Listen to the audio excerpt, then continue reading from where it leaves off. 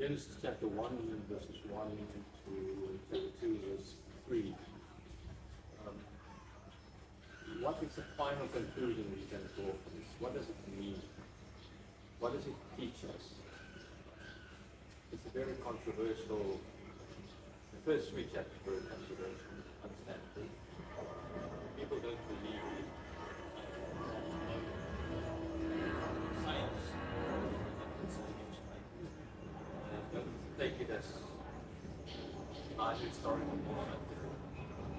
I think basically it's only that, sure, there are questions that's answers that we need to have answers for scientific questions.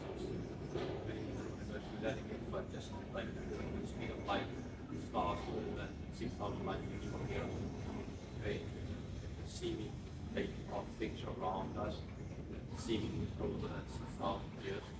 So there are questions still left unanswered. And yes, I can agree with people that say the Bible is not a scientific textbook. Sure, the Bible is not a scientific textbook, but there's no place in the Bible where it explains to us how atoms work, how they look like, what they consist of, right? It doesn't explain to us the periodic table, right?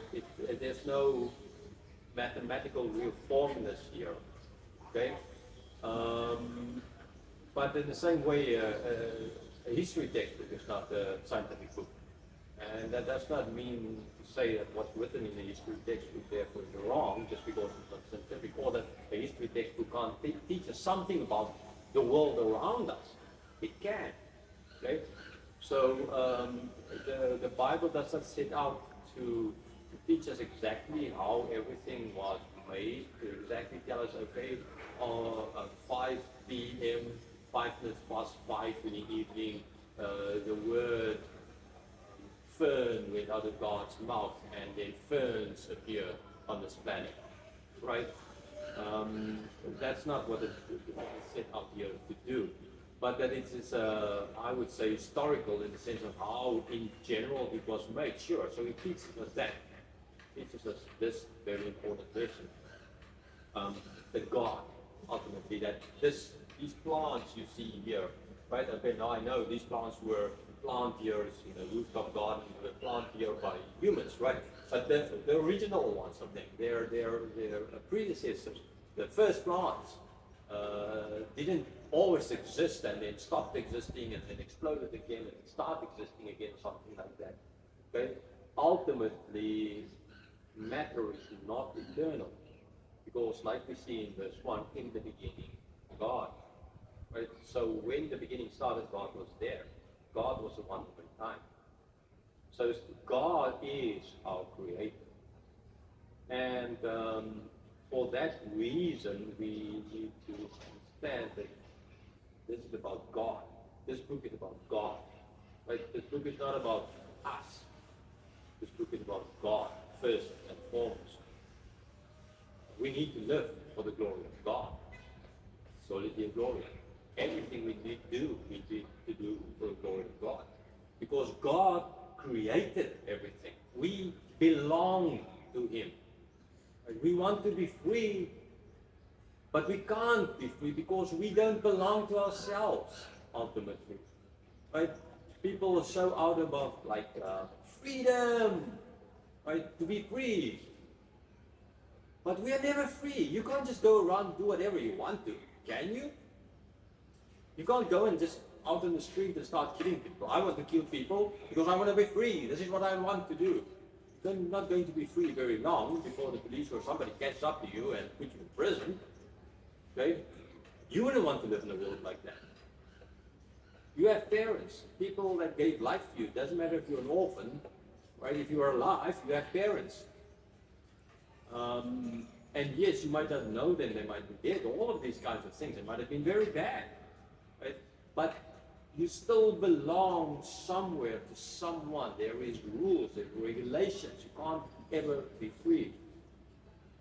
And so that means then ultimately that, like later on in the Bible will state, we're either a slave to sin or a slave to God. So what would be the best? If you look at how God created everything, right? everything perfectly. Right? Luckily, there's only one sun because I think if more than one sun space is hot already, it would have been maybe too hot. But and then again, it could have put a few suns a little bit further away. Whatever, I know God could have. But anyhow, but He made so many things. Okay, here we sit. We see a plant with kind of reddish. I'm not very good with colors, but it's sort of purple, red purple kind of color, right? Leaves like this, other kinds of leaves. There's a plant that the younger leaves are red, the other leaves are like green. A plant with green on the side and like a more lighter green kind of in the middle line going off, right? God could have made one plant, but He didn't. He made so many different ones, right? God could have made all of us as humans to look exactly the same, but we don't, right? He could have made just one lion and one cat. But God made, yes, sure, He made one cat ultimately, out of which all the other cats could come ultimately. But He made that one so that all these others could come. He made these plants so that out of that, all of these things can come. So that we, with the knowledge He gave us, can be like gods, like, right?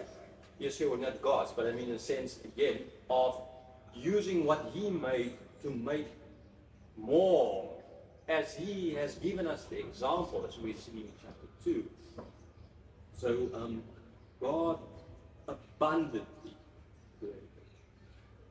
created beauty.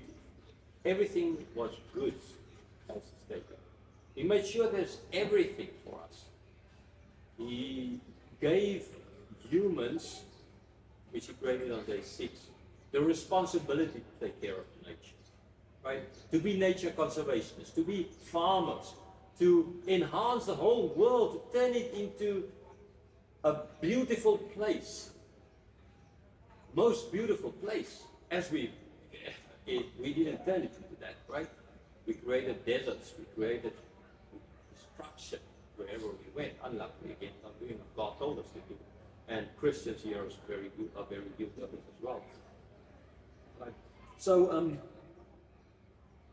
God gave us dominion over nature. We need to take care, responsibility. We need to take care of it so that we can do what God told us to do. Right? God created male and female. God created society where we need to love each other, we need to respect each other, where we need to take care of each other. Right? Not where we do what we're doing at the moment. We are throwing out the old people when we don't want them anymore. Okay? We are letting young people in certain countries where they need to flee for their lives just so that they don't need to serve in armies. Right? We do all these kinds of things to each other. Things that, I would say, animals maybe not even could do sometimes. And it's sad. We will see in chapter 3 why that is. But that doesn't take away from the fact that in chapter 1, God created beautiful. God created beautiful. As I said as well, then it ends up not with man as the center of everything, but God as the center. And there's a tendency in the modern church, I'm not speaking of outside the church. Outside the church, yes, sure, I understand it. But inside the church, there's a tendency where Christians, they become the focus. Right? As if the death of Christ on the cross was just we. It's all about us. Hanging on the cross, it's just thinking about me. He was dying for the glory of God. Right? It's not about us. And even as I say, look at what theologians say is man, that final creation of God. That's the most important. That 6th day is the most important day. That's humanism. The 7th day is the most important. God is the most important. So you can look on that seventh day, you can stop and you can look at everything God made, at this abundance He created, at society He created, at delegating His authority to us so that we can do what He gave us, what He told us to do. So that on the seventh day, this is what we can do. We can stop. We can take our eyes off ourselves, our own needs, and we can focus our eyes fully on God and say, to God be the glory. This day you created. You created it all. So that on this day we can worship you. So that on this day we can see you. So that on this day we can stop and we can acknowledge that we are not the keepers of the universe. It's not about us. It's about our loving Heavenly Father, our Creator. It's about Him. So yes, take your eyes off yourself, see true beauty, see God. Slowly you will.